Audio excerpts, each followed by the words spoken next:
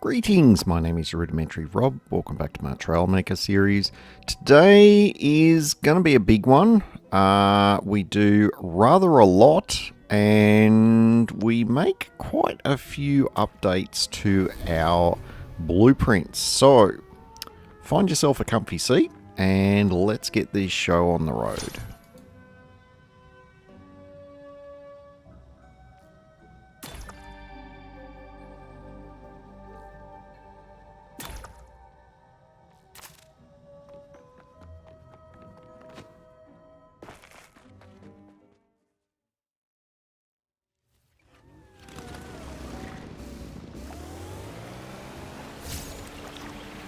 Alright, so in the blueprint vein, we have our little aquatic vehicle here. It gets along alright. It's not real stable though, because the buoyancy is very much in the middle, and so rapid acceleration, but more particularly rapid deceleration, does tend to make us nosedive a bit, and it's just not very stable. So we're going to be gathering a whole bunch of resources, and then we're going to work on tuning our aquatic vehicle so it stops doing things like that.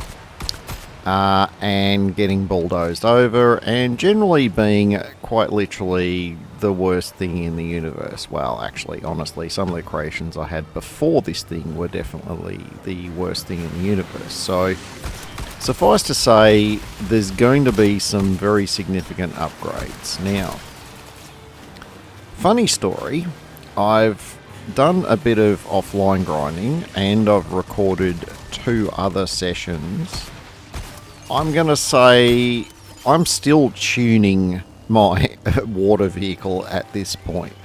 Don't get me wrong, we do make some massive improvements along the way, but getting a watercraft that actually is not just sort of quick, it's also agile, and it doesn't behave like this thing. It's a bit of work, I've got to say. I mean, as you know, these guys, Trailmakers, I didn't play Trailmakers, I didn't even own Trailmakers before I started this series. So it's all been a bit of a learning experience for me. And there's definitely been, well, certainly with the boat stuff, I'm going to say quite a lot of trial and almost as much error. So now, this session was, I'm pretty sure we started with a bit over an hour, but there was quite a lot to get done, which is why we've ended up with a slightly longer than average episode. I think we're about 30 odd minutes for this one.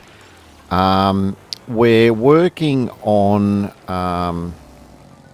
trying to get some missions going where we're trying to consider moving the story forward. And we've got some rep grinding to do, because we're not quite there yet with Port Aqualite. And as you can see, we're absolutely nowhere with Derog's Pond at the moment. So we're going to grind out a couple of quick missions here for Derog's Pond, because these first 2 power core unlocks are the quicker ones to do. It's that third one that always takes a bit of grinding. So we're gonna see, see what sort of improvements we can get, see what sort of benefits we can unlock from having those additional power cores, and what other little things we discover along the way. So our first jobby in terms of storyline is we're going to go out here and we're going to go and find old Ulysses, and we're going to see what he has to say about the world.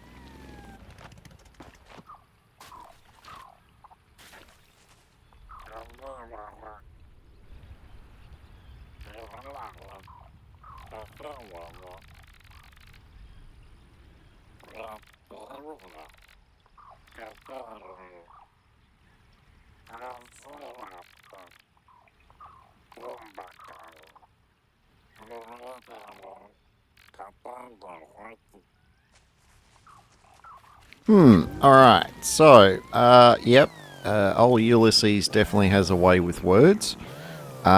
He's given us a mission. We've just got to go and clear out his crawfish and traps, and yep, there's nothing special about that one. Alright, so we're going to move on to the next one. All the while, as you can see, we are very much wrestling with this thing. It goes alright in a straight line, it just does not turn very well because we don't have any sort of rudder on it. And as we've seen, it doesn't have much in the way of stability when we get going and when we stop. So we're going to work on that in a little bit. For now, though, we're predictably the third crawfish net has snagged a Botnak. So let's just get rid of this little hua, and then we'll move on with our next little jobby.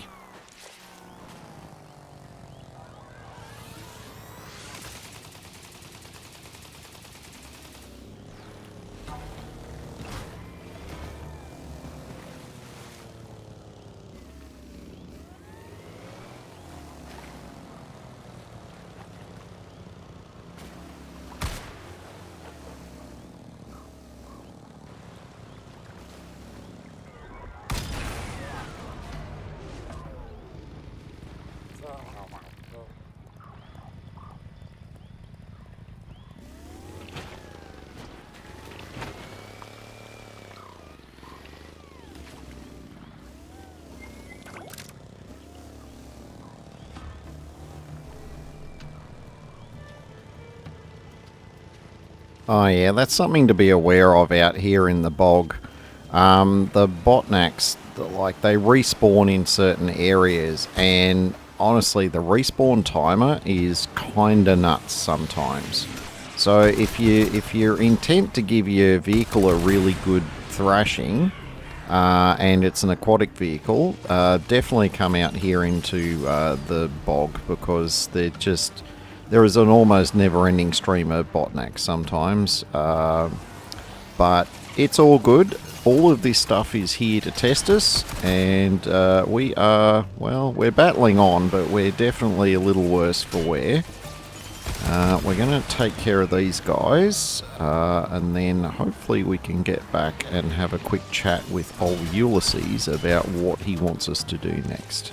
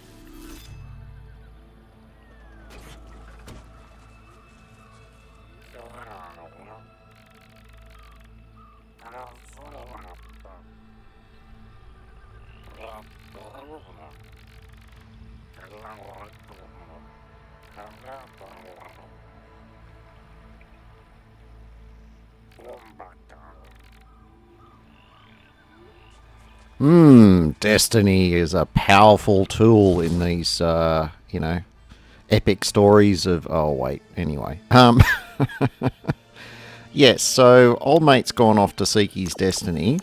Looking at the mission and sort of the feeling moving forward is that we are getting sort of towards another series of fairly significant fights, and you've already seen the battles that I have with this little vehicle in its current configuration. So I've started my experimentations here to try and get it a bit more stable, and certainly a lot more useful in a fight, let alone navigating, because at the moment when we try to get from point A to point B, if it's not a straight line, this thing was absolutely horrific. Now, the other thing that we're doing, we freed up some power cores by taking the wheels and the engines off. So obviously wheels don't need power cores, but with the removal of the engines, we've got some spare power cores, and the two outboards that we've got on there are clearly enough to get us around at the moment. So we've elected to use those additional power cores to add shields to the sides of the boat, because I'm guessing at this point that I already had a bit of an idea that it was going to be a dog's breakfast trying to get this thing to turn. And it's going to be a while before I actually get to the idea of putting a rudder on it, which is kind of stupid really, but anyway. Here we are with our version. I honestly don't know. I think we're into triple figures with the various versions of the boat where I'm up to date, but at least with this one, it doesn't really behave any worse than the previous one in terms of the lack of turning, and the bobbing and weaving and whatnot is not much different. But nose to tail, it doesn't want to flip and do things like that. So I can do decent acceleration and slowing down without sort of losing tracking on a target, which is a bit of an improvement.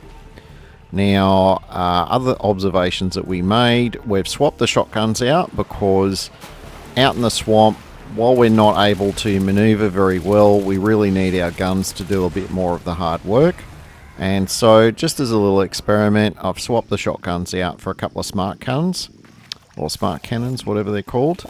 And they're at range, they're doing some pretty good work, but obviously they're not the shotguns, so they don't, if it's an up close fight, the shotguns would normally knock these guys out really quickly, but the problem is I'm often waiting too long to get, close enough for the shotguns to do that. So I thought, let's try these smart guns out. They are very good at range, and it might give us the freedom to, thin out the numbers at a longer distance, and therefore, blah, blah, blah.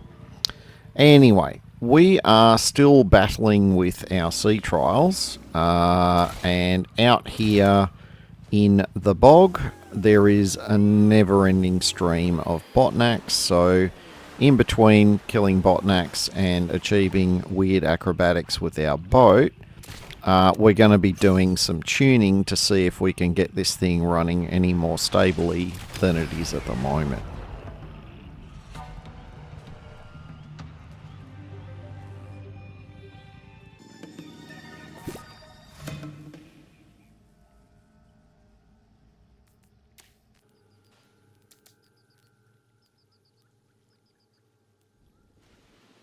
Yeah, the thought occurred to me here and on a few other occasions that maybe I should be making the boat hull, but I never seem to have enough aqualite to do it. So we're kind of stuck with these buoyancy pontoons instead.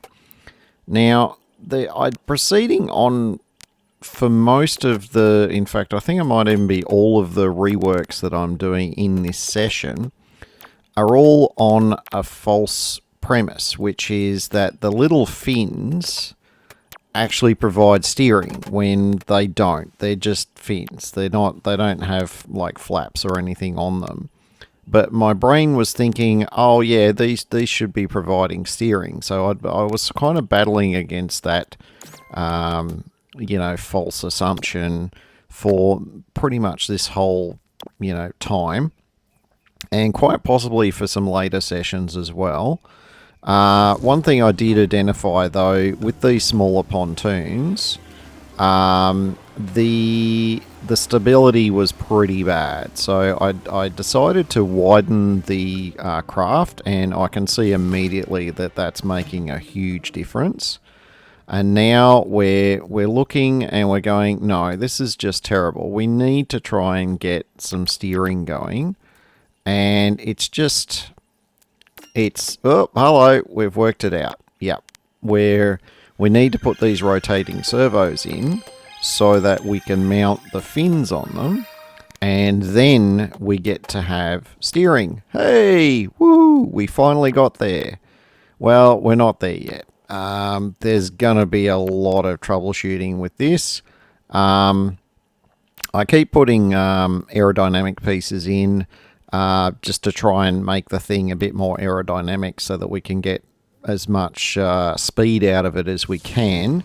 Little realizing that the two engines that we've got are absolutely fantastic with the amount of blocks that we've got them attached to for the moment. So yeah, the time I'm spending on aerodynamics for this thing is probably could be better spent, tuning stuff a bit quicker. But we've got our rotating servos there, and that is now, with the fins on them, that is now letting us turn. But just never mind the fact that the turret is on the front and it has recoil, so when I'm shooting off to the side it is turning me. That's something that we'll deal with as well. The main problem here is stability and the ability to turn in an intentional way rather than a I'm going in a different direction, and this is the chaos that is now going to ensue because of it. That said, though, the having all-round shields is actually working out really well. One of the things that I can't remember if I end up doing it in this episode, but I do depart from having the shield attached to the front turret at some point.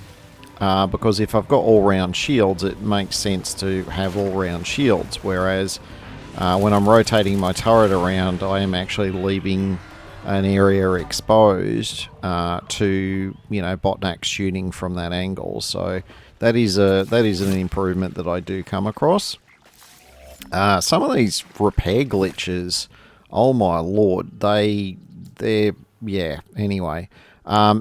Something to do with repairing when I'm in the water. It's been doing some really odd stuff. I'll go more into that in some later sessions, but holy cow, I've been seeing some really strange physics stuff lately. But anyway, as I say, I'll cover that off in a session down the track.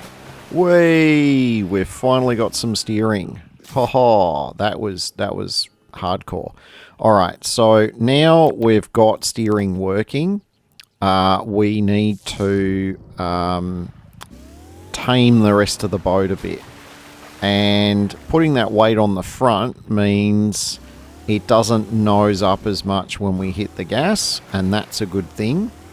However, every time we steer, we're getting a lot of roll. And the roll is what's contributing to, this kind of behavior. So we're not done tuning yet. We've got a lot more work to do.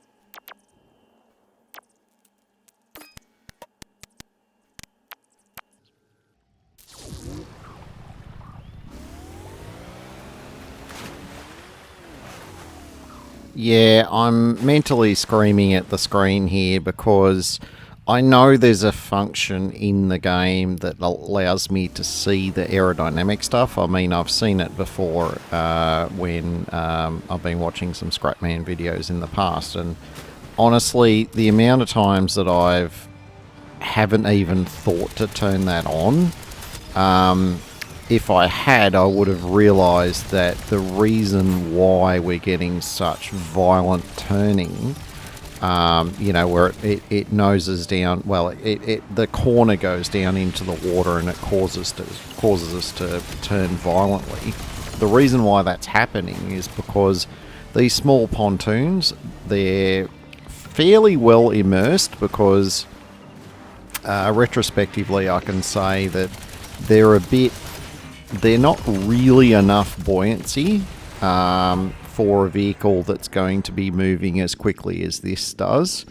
The whole craft is just sitting a little bit too low in the water. Now, that by itself isn't really all of the problem. The problem is that the buoyancy tanks, both the small and the large, and the medium, sorry, there's 3 sizes to them, all 3 sizes have noticeable drag effects in the water. So while I'm busily optimizing the aerodynamics on the rest of the hull, I haven't done anything to address the fact that there are very large and significant drag points on the front of these buoyancy tanks. So that's something I do eventually kind of work out and start sort of tuning around. But because there's 2 elements to it, that's what took me a while to get my head around the whole exercise. And there's another, you know, burning in fire repair animation. But anyway, yeah, there we go. We've separated the front shield from the turret, so that's fine. We're also electing to just fine-tune the guns there a little bit too. And we're looking. We still haven't really worked it out. Honestly, even towards the end of my most recent session, well, maybe not that long, but it's going to be a while before I get an appropriate amount of polish going on this boat. I mean, the fact that it turns now is good. The fact that we've got some useful weapons on it is good. The fact that it keeps dolphining along is... we're losing a lot of speed because of that. We do need to fine-tune that as well. Look, there's a lot of work to be done on this thing. So we're going to be messing with it for quite some time to come. Now, inadvertently, by putting the thing on the front that I just did, I was actually, you know, partly helping to fix my turning issues, except I didn't quite realise the significance of what I'd done at the time, because it's still rolling. And part of that is because the drag on the back of the chain of pontoons is also a problem. And that is something that I don't really do anything with for a while. So yeah, look, it's a lot of trial and error, and a lot of the trial and error was because I was starting with some assumptions, and a lot of those assumptions didn't pan out. But we've got something now that at least moves forward and backwards without a lot of issues, and it does sit in the water fairly well. It's probably a little bit low in the water, but it does sit in the water all right. The engines we've got propel it extremely well, so if it's sitting too low in the water, that's not really a big concern.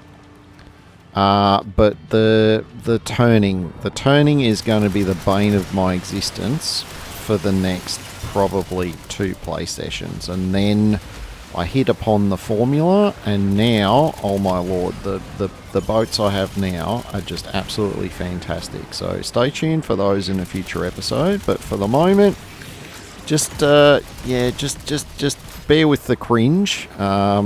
There is light at the end of this cringe tunnel.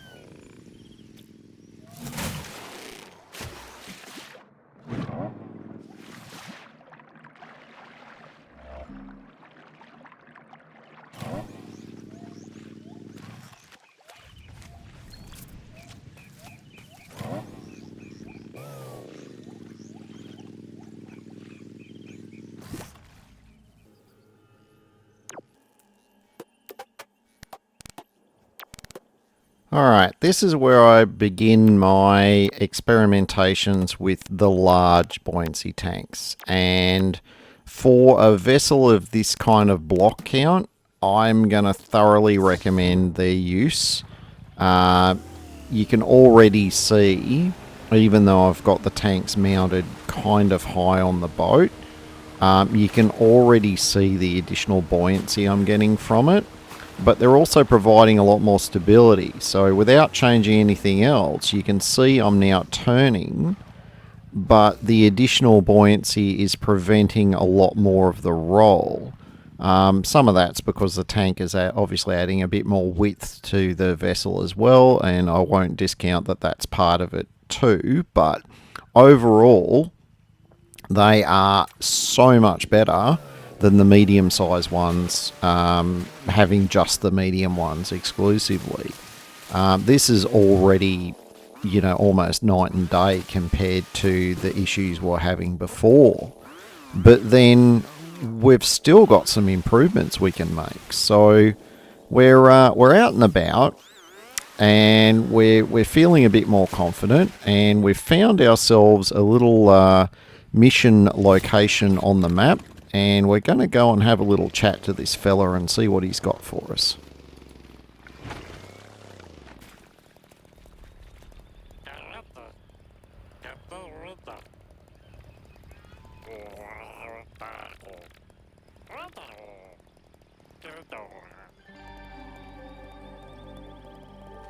Oh, okay, it's this fella again. He's the one that dared us to jump into a hole, or jump over a hole, whatever. The Scooty's big on the jumping, so we just need to climb this hill. Now, he says something about putting on massive wheels. I kind of missed that element to it. I just looked at the wheel descriptions, and these wheels said good traction on all terrains. Well, clearly that doesn't include mud. So those wheels are not going to work for us. So then we notice in the description it says massive wheels. So we make ourselves a set of monster truck wheels, and oh, look at it, night and day.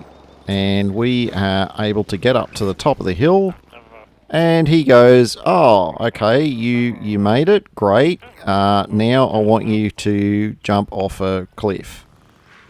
This Scooty guy is big on the jumping, but anyway, we're thinking we need our speed back, so we're going to put our off-road wheels on, and now we're going to do what he asks.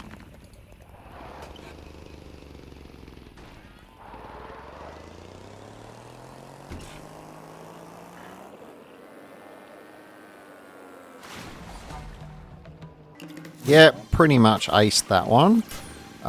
And we've jumped into the middle of some combat. So we switched out to our little naval vessel here. I'm not sure if this would even qualify as a destroyer, but I'll let you naval nerds out there work out what you think this should be called.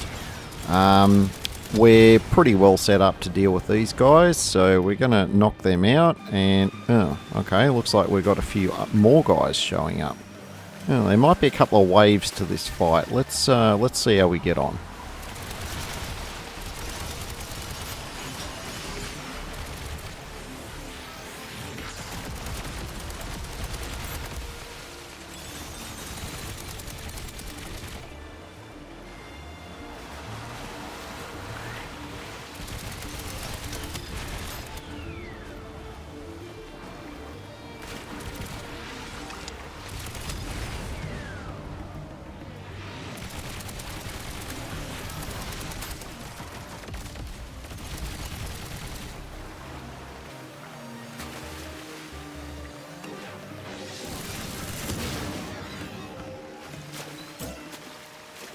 Alright, well we seem to have survived that pretty well.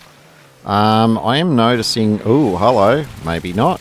We've got a shielded Botnak. Oof, I don't think... No, we haven't had one of those before. I'm hoping that these smart guns are enough to get through his shields, but... yeah, this one might be a bit of a handful, I think.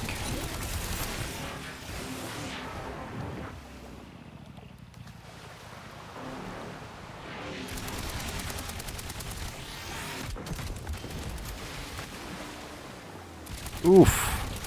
I don't know what kind of gun that Botnak has, but I saw some explosions coming out of the water there.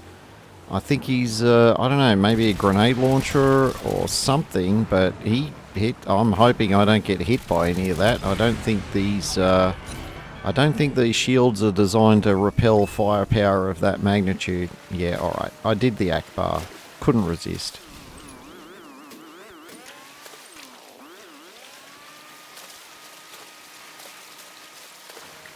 Alright, now that sidetrack episode thing is over, we're going to get back to Scooty and listen to him cry into his coffee.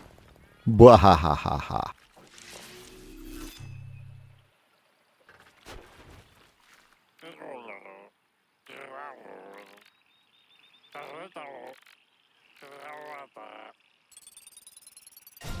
Woohoo! And that's another ding and some more new blocks unlocked.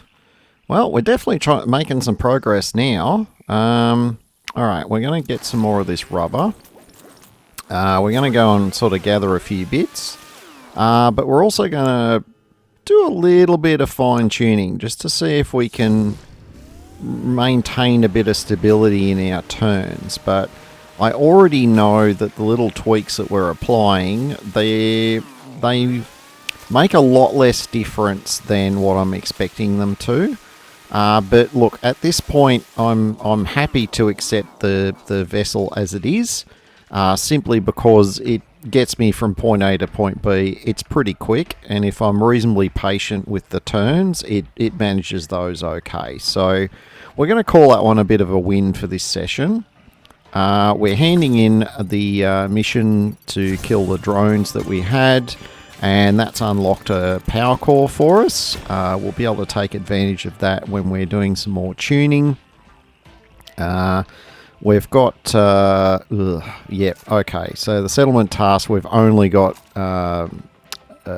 picking up, frogate missions, and I don't have a vessel to deal with that at the moment. So we're heading back to Port Aqualite. We're also heading to the end of the episode. If you've enjoyed it, don't forget to give me a thumbs up and to consider subscribing if you're not already subscribed.